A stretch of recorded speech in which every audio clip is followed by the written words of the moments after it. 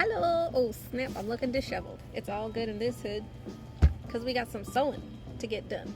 Doop doop. The top is a little bit longer than the bottom, which is okay. It's preferred for mistakes because I always make mistakes on the top. What if I make a mistake on the bottom, you ask?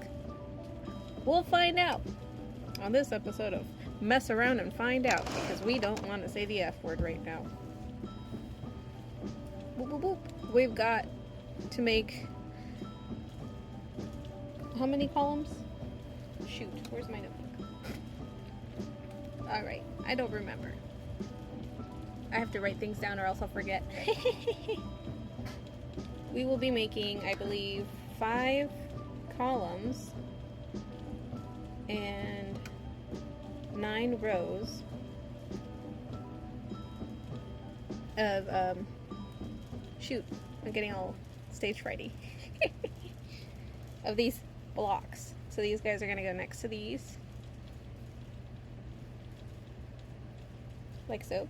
And it'll look like a continuation of these little border strips.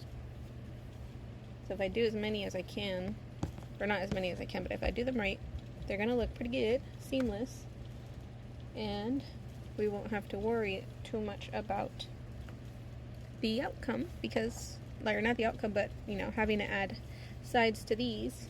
That's what I did last time.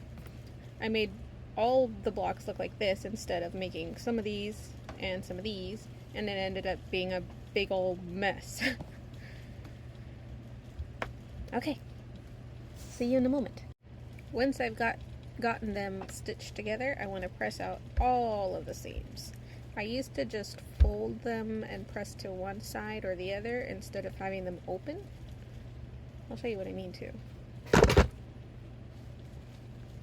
I just pressed one side open. I'll press the other side to, I guess we'll go with the left because I've already messed up the stitching there. And I'll show you what I do when I fix mistakes like that. So when the seam looks like this, can you see it? Yeah, sort of. This little guy. It's pointing like that instead of like that. So if it's just going in one direction, that's pressing off to the side. And if it's going like this, where it's open, open, then it's pressed open. But it's less bulkier that way. See if you can tell. Nice, clean finish. And then over here, it's a little bit bulky.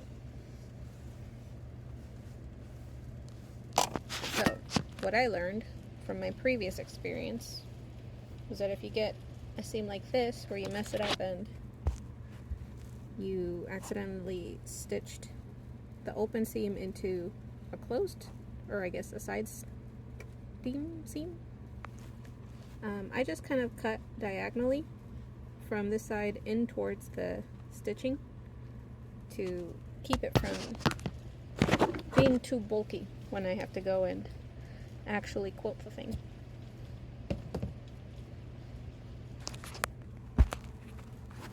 Okay, hope you can see that.